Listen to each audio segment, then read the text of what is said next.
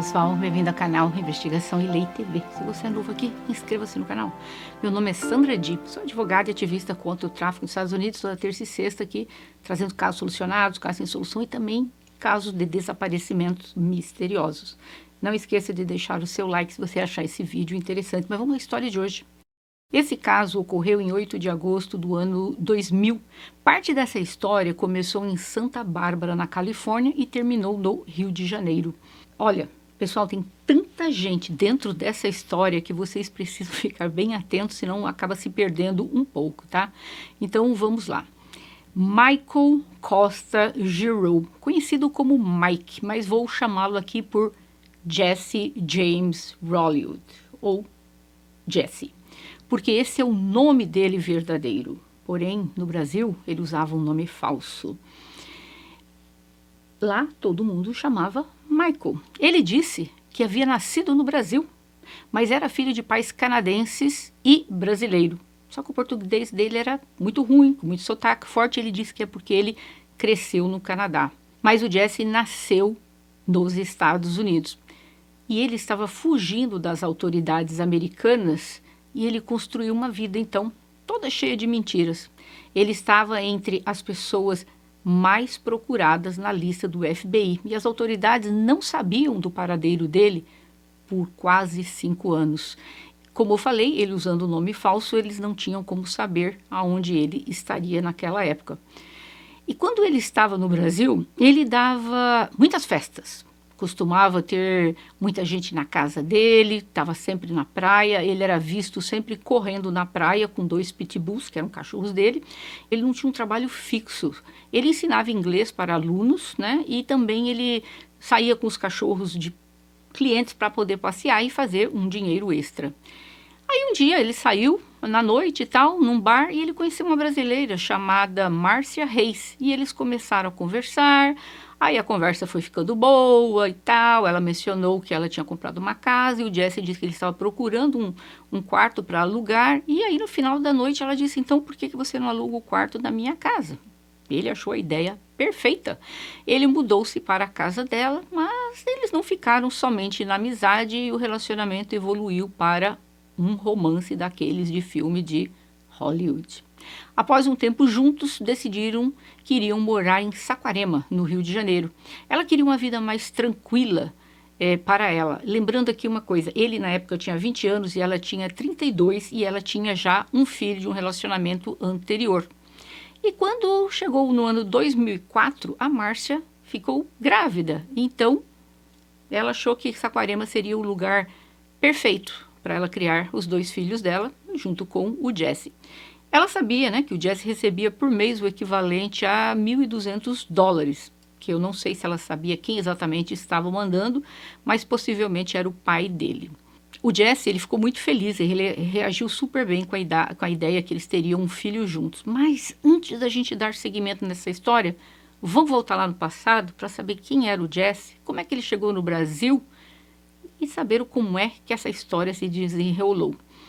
São muitas as pessoas, como eu falei, nessa história, então tem que prestar muita atenção. O Jesse, quando morava nos Estados Unidos, 19 anos de idade, levava uma vida luxuosa. Carro importado, ficava hospedado em hotéis de luxo, e ele tinha uma namorada, que era até uma modelo. E ele era um rapaz até baixinho, 1,65 m e tal, e ele acabava sempre se metendo em brigas, que talvez seja em parte para poder chamar atenção, talvez ele tivesse ali algum complexo, alguma coisa, ele queria se mostrar o valentão. Todo lugar que ele ia, ele arrumava encrenca. O pai do Jesse, ele era um treinador de beisebol da liga infantil, mas ao mesmo tempo, ele era conhecido pela distribuição daquela erva verde. O Jesse, então, ele cresceu com esse exemplo do pai. E o que aconteceu? Ele acabou seguindo os passos do pai, por isso ele tinha tanto dinheiro. O Jesse, ele tinha um pessoal, uma galerinha que trabalhava para ele, fazendo a distribuição de substâncias ilícitas. Muitas vezes, amigos dele consumiam tanto, mais tanto, que eles pegavam para revender. Mas eles consumiam tanto que eles não tinham nem lucro. Por quê? Porque eles consumiam demais e acabavam devendo para o Jesse. Aos 19 anos de idade, ele já tinha até uma casa comprada em West Hills, na Califórnia, uma residência de 3 quartos, 2 banheiros, avaliada em quase R$1 milhão. Lembrando que ele tinha, na época, 19 anos. Até o próprio irmão dele, Nicholas, o ajudou em algumas ocasiões. Era o meio-irmão dele. O Jesse gerava, gente, facilmente ali, por mês, $100 mil, com esses vendedores fazendo a distribuição. Então, ele tinha muito dinheiro. Aqui entra na história um jovem chamado Benjamin Markowitz, que vou chamá-lo de Ben, porque era o apelido dele. O Ben também conhecia o Jesse, eles eram até amigos, vamos dizer assim e tal. O Ben consumia as substâncias ilícitas que o Jesse vendia, mas com o passar do tempo ele começou também a vender. Então o Ben tinha sido uma criança problemática, os pais dele divorciaram quando ele tinha 12 anos de idade e ele foi morar com o pai dele, Jeff Markowitz, e a madrasta dele. O pai do Ben casou-se novamente com uma mulher chamada Susan e o casal acabou tendo mais um filho, Nicholas. Era 7 anos mais novo que o Ben. E eles se davam muito bem. Só que o Nicholas, ali nos seus 15 anos de idade, já tinha tido uns probleminhas na justiça, já tinha acabado ali sendo preso e tal. A mãe do Nicholas, ela estava preocupada com a influência que o Ben poderia ter sobre o meio-irmão. Então porque ele não seguia as regras impostas pelo pai, ele costumava consumir substâncias ilícitas ainda morando na casa, e a madrasta descontente com isso, então no final das contas o pai até o expulsou de casa porque não queria que o Nicholas seguisse os passos do irmão. Mas toda vez que o Nicholas brigava com a mãe, fugia de casa, para onde que ele ia? Para a casa do Ben. O Nicholas também teve muitos problemas na escola e o uso também de substâncias ilícitas, mas pelo visto ali mais a erva verde. Aí o Ben e o Jesse, eles se desentenderam. Por quê? Porque o Jesse passava as substâncias ilícitas para o pessoal vender. Mas uma vez o Jesse passou uma substância ilícita para o Ben vender, mas os clientes do Ben disseram que as substâncias eram falsas, então eles não pagariam. Então, o Ben veio e disse para o Jesse, olha, eu não vou te pagar nada, na época aproximadamente R$7 mil, não vou te pagar nada porque meus clientes não pagaram e disseram que isso aí é falso. E ele alegou que não, que ele havia comprado e era seguro. Então, já começou um desentendimento ali entre o Jesse e o Ben. O Jesse, ele ia dar um golpe na seguradora dele.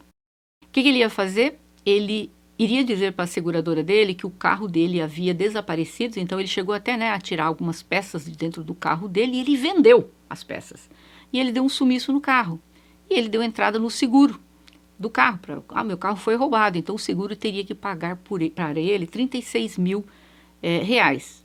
Mas aí o Ben estava com raiva dele, dedurou ele para a seguradora. Então o que aconteceu? A seguradora não fez o pagamento de 36 mil reais. Então estaria ali o Ben devendo os 7 mil reais das substâncias ilícitas, estragou o golpe do outro, brincando, o Jesse perdeu ali seus 40 e poucos mil reais. E ele ficou muito bravo. Então, aí os dois que não eram amigos íntimos, mas eram amigos, viraram praticamente inimigos. Um dia, o Jesse estava com 2 amigos, um chamado William Skidmore e outro amigo chamado Jesse Rogue. Eu vou me referir a esse outro Jesse como Rogue, para que não haja confusão, porque os dois são Jesse. O Jesse disse, eu vou na casa do Ben resolver essa situação, porque ele está me devendo dinheiro. E o que ele fez? Vou levar os 2 amigos juntos, o William e o Rogue. Lá foram para a casa dele, mas não viram o carro dele, nem nada, nem lá. Na noite anterior, a Susan, a mãe do Nicholas, do menino de 15 anos, ela teve um desentendimento com o filho. Então ela falou, tá bom, então amanhã de manhã nós vamos conversar sobre isso. À noite, o Nicholas pulou a janela, sem a mãe saber, e fugiu, porque ele queria ir para a casa do irmão dele. Aí a mãe dele, no dia seguinte, quando foi acordar, cadê o filho dela? O filho dela não estava lá. Aí, na cabeça dela, ela pensou, deve ter ido para a casa do irmão dele, o meio-irmão, deve ter ido para lá. Então ela não reportou o desaparecimento dele. Então, porque toda vez que o Nicholas tinha um desentendimento com a mãe, para onde ele ia? Ele ia para a casa do irmão. E ela pensou que ele poderia estar na casa dele. Então, por isso, ela não resolveu chamar a polícia e nem nada. O Jazz, o Rogue e o William começaram a dirigir para ver se eles achavam o Ben. Mas eles não acharam. Aí, quem que eles encontraram? O Nicholas na rua, o irmão do Ben. Aí, o que esses 3 jovens fizeram? Abduziram o menino, colocaram ele no carro e eles falaram entre eles: vamos manter o irmão do bem aqui até a gente resolver essa situação, até ele nos pagar o que ele me deve. Só que uma mulher viu quando o Nicholas foi abduzido e ela notou a placa do carro e ela ligou para a polícia. Mas quando a polícia chegou, eles já tinham ido embora. Aí o que eles fizeram? Eles com o Nicholas dentro do carro. Eles não tinham programado essa abdução, foi uma coisa que deu ali na cabeça do Jazz. Eles não sabiam muito o que fazer.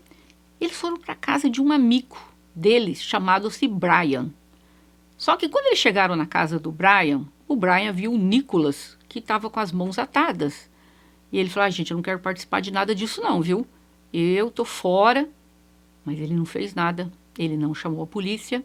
E o que ele fez? Ele se juntou ao grupinho. Ali estava ali Jazz, William, Brian, Rogue. Eles foram para a casa de um amigo do Rogue, um jovem chamado Richard. E eles chegaram lá e falaram: Richard, nós estamos aqui com um probleminha. A gente acabou aqui pegando o Nicholas e tal, mas a gente vai mantê-lo aqui por umas horas, uns dias, até o irmão dele aparecer e nos pagar. Pagar o Jazz, né? O valor. Aí o amigo dele: ok, mas eu tô indo pro churrasco, tá? Deixa ele aí. Olha isso. Chamou a polícia? Não, não chamou, foi pro churrasco. E aí eles pegaram, amarraram as mãos do Nicholas num canto, taparam os olhos dele. E o Jazz estava com uma arma e ele ficava, tentando amedrontar o Nicholas, dizendo: mas nós vamos te soltar, mas na hora que o teu irmão pagar o que ele deve. Só que ali o Jazz falou: gente, eu tô indo para casa, vou deixar ele aqui aos cuidados de vocês. Aí ficaram lá os outros amigos na casa. Eles falaram: tudo bem. E o Jazz saiu. Só que daqui a pouco o Jazz lembrou: esqueci meu telefone. O Jazz pega e volta para casa do amigo. Quando ele volta, tá lá o Nicholas, desamarrado, sentado no chão com os amigos dele, fumando a erva verde e jogando videogame. O Brian, que era esse amigo que no começo disse: eu não quero nada com isso, mas foi junto dentro do carro depois. Quando ele esteve lá na casa, ele teve uma mudança de pensamento e disse: gente, de verdade, eu não quero fazer parte disso, estou indo embora. E ele foi embora, mas ficaram lá os outros amigos.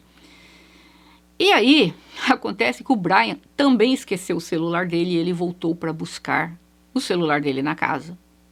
E, voltando na casa novamente, ele viu que o Nicholas continuava desamarrado. Foi esse o testemunho que ele deu no julgamento. E aí tá, só que chegou a noite e eles não sabiam o que nós vamos fazer com esse menino aqui.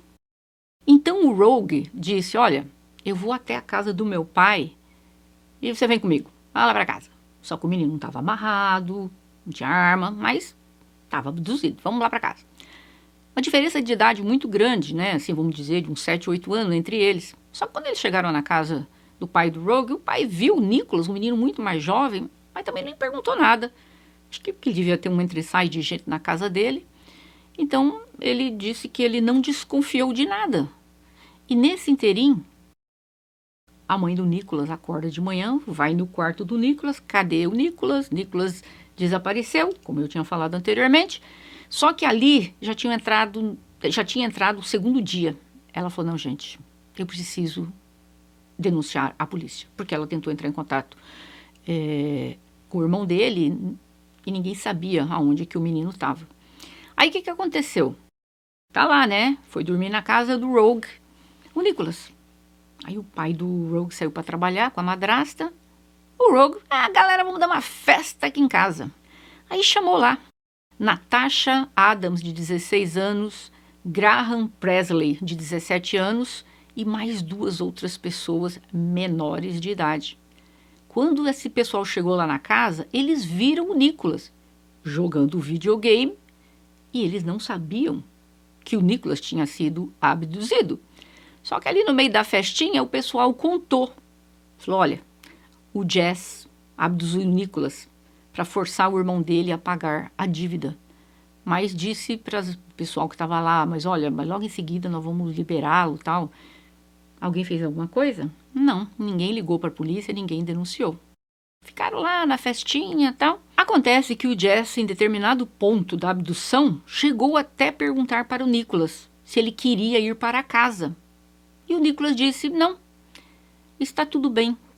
Tipo, ele continuou jogando videogame com os demais. Eu acho que o Nicholas, ele sabia que ele tinha sido abduzido, mas ele estava ali, gente, eu estou jogando videogame, eles estão me levando para cima e para baixo, comprando comida. Ele não viu aquilo como uma abdução. Na cabeça dele, meu irmão vai pagar o que deve pro Jess e daqui a pouco eu tô fora. Então, ele achou que, tá tudo bem, fico por aqui mesmo. Aí, depois de lá, eles foram para uma outra casa de uma moça chamada Natasha Adams, que aqui estava também lá na festa, só que aí estavam na casa desse pessoal, só que aí foram para a casa dela depois. Tá lá se divertindo, com maior festão, todo mundo ali achando que estava tudo maravilhoso. E eis que o Nicholas, ele achou que ele estava amigo de todo mundo. Todo mundo conversava com ele naturalmente. E aí o Rogue disse, olha gente, eu vou dar uma saidinha, eu vou me encontrar com o Jess para saber o que a gente vai fazer com o Nicholas. E ele deixou o Nicholas sozinho, na casa, com as meninas. O Nicholas poderia ter se levantado, se ele se sentisse abduzido, e falou, vou embora. Ele não estava amarrado. Só que na cabeça dele, ele não estava levando nada daquilo a sério.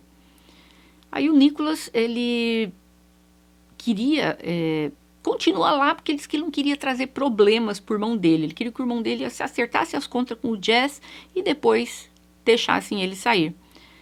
Só que acontece que o Jess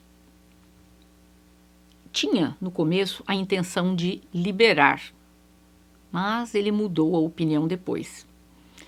O Rogue voltou depois, foi lá bater papo com o Jess, que não vamos fazer com esse menino, tal. Aí ele voltou para casa para pegar o Nicholas.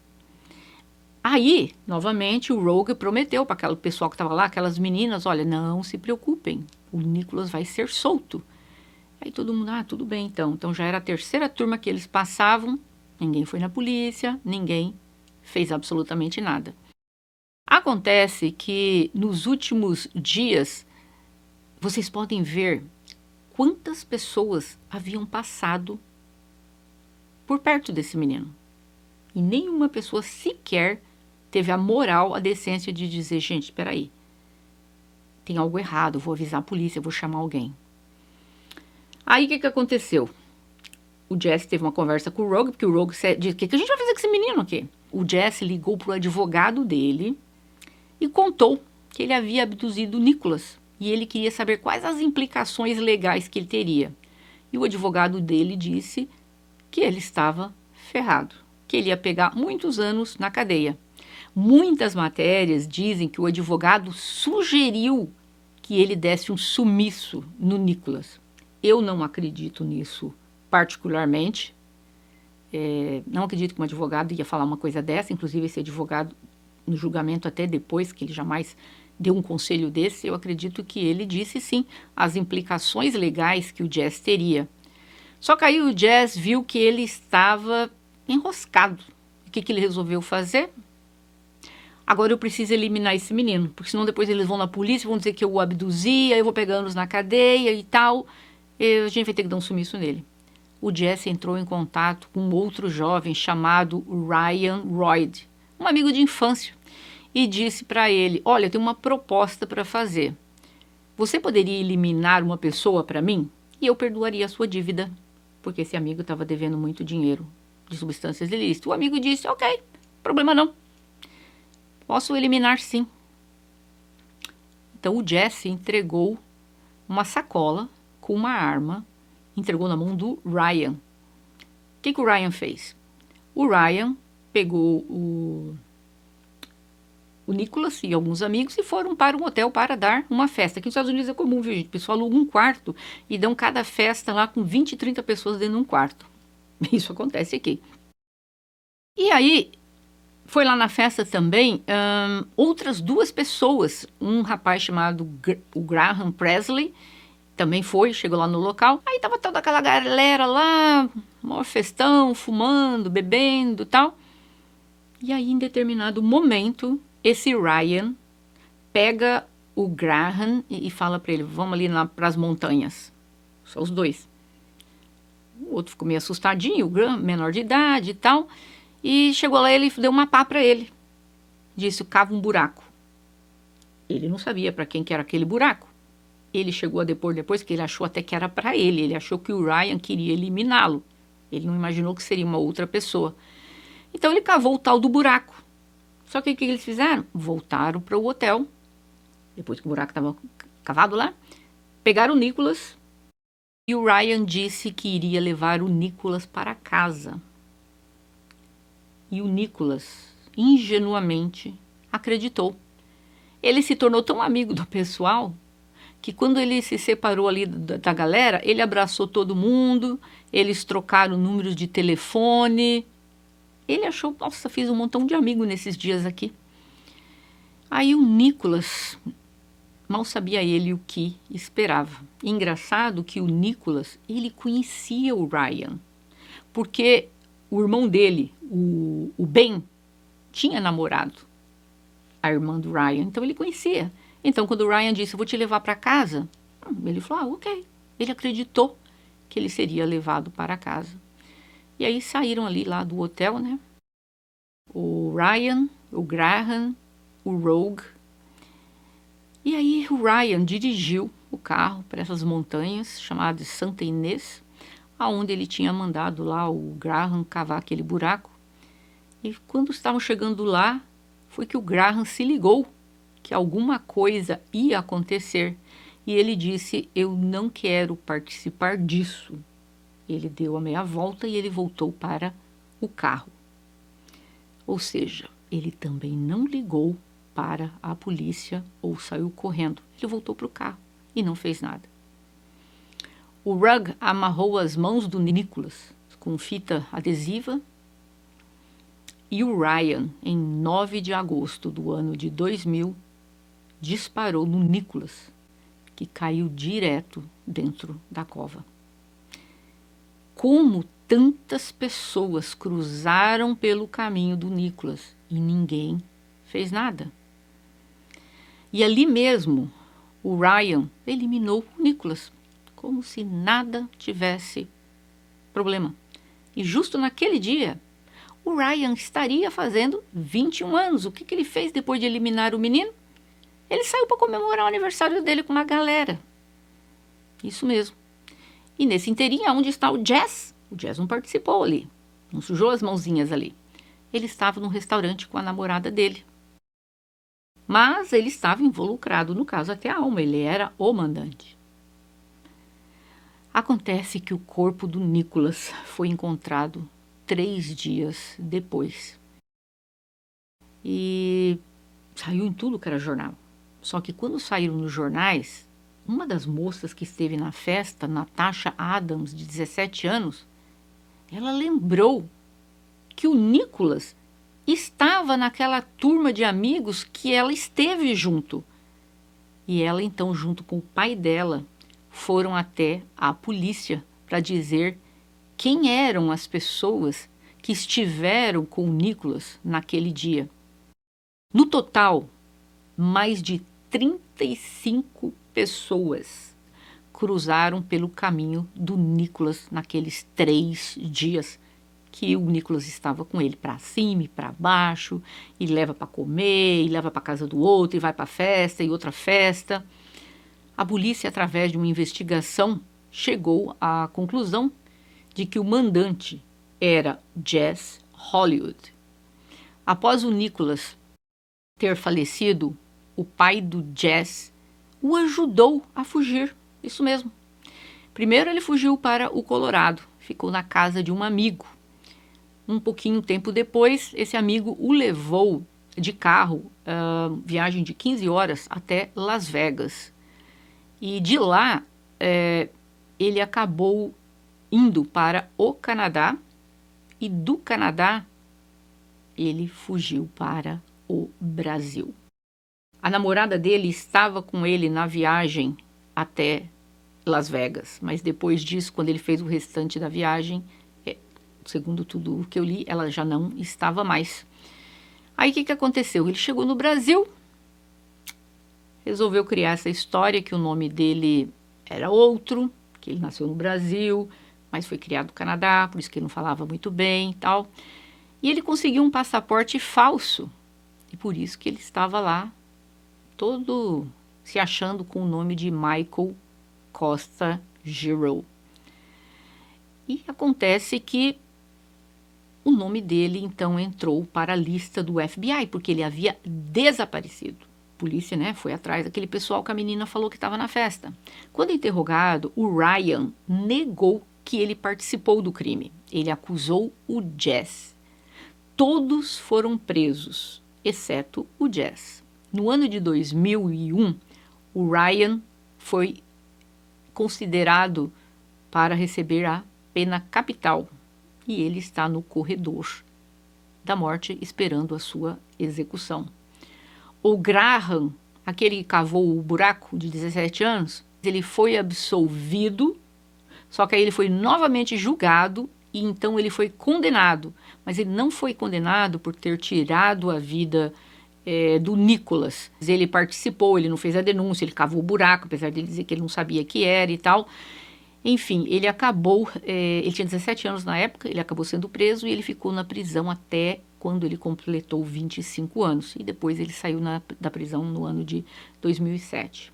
O Rugg pegou prisão perpétua, com possibilidade de liberdade condicional. Ele também não foi considerado autor somente pela abdução, mas ele passou apenas 11 anos na prisão. E ele foi solto em 2013, ele recebeu a pena perpétua com liberdade, com chance de liberdade condicional. Então, após 11 anos, o Rugg saiu da prisão. O William, que tinha 20 anos, recebeu também uma condenação de 9 anos, mas apenas cumpriu 7. Da condenação dele, ele acabou passando apenas 7 anos na prisão, e a mesma coisa, ele não foi condenado por ter tirado a vida do Nicholas, mas por ter participado de tudo, né? E acontece que o Jess sumiu. Por isso que ele entrou na lista de uma das pessoas mais procuradas do FBI. Porque todos os demais acabaram indo para a prisão. E aí o que aconteceu? Muitas dessas pessoas que participaram de tudo isso, elas não foram autuadas por nenhum crime, porque elas foram usadas como testemunhas para a acusação. Vocês viram que tinha muita gente, e essas pessoas acabaram sendo testemunhas para o lado da promotoria, então elas não chegaram a ter condenação alguma. O pai do Jess, o Jack, em 2002, ele recebeu uma sentença relativa a substâncias ilícitas, somente isso, uma sentença bem basiquinha ali, não passou nem ali um ano na cadeia. A mãe do Nicholas escreveu um livro chamado My Stolen Son, The True Story Behind the Wolf. Alpha Dog, em português, seria Meu Filho Roubado, a verdadeira história por trás do filme Alpha Dog. O pai do Nicholas faleceu em 20 de julho de 2018. O irmão do Nicholas, o Ben, se culpou pelo ocorrido com o irmão. Só que naqueles 3 dias que o irmão dele estava com o Jess e aquela galera, eles nunca entraram em contato com o Ben.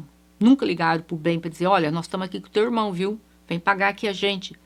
Não, ele não sabia que o irmão estava na mão desse pessoal. Então, ele disse que ele se sente culpado pelo que aconteceu com o irmão dele. E fica imaginando o remorso que ele deve ter tido. Aí o que aconteceu? O FBI ele estava monitorando as conversas telefônicas do Jess, porque eles conseguiram, através de algumas escutas, que o Jess possivelmente estaria no Brasil. Com certeza eles colocaram escuta na casa dos parentes dele, né? E aí eles descobriram que ele estava no Brasil. E realmente, numa conversa telefônica que o FBI ouviu, que ele ia receber uma prima dele na casa dele. Uma prima que ele não conhecia, mas de verdade essa moça ia chegar. pronto, foi a coisa principal. O FBI falou, tá aí a chance, vamos nós lá buscá-lo. O que que eles fizeram? Tá lá o Jess, com a namorada, a mulher, namorada dele, né, a Márcia, num café. E eis que vem andando uma jovem em direção ao casal. Eles se levantam para cumprimentar, achando que é a prima dele. E eis que ela era uma policial federal brasileira. E o outro lá todo, né? Abraçar aqui minha prima e tal. E ela deu voz de prisão para ele. E foi dessa forma que ele foi preso.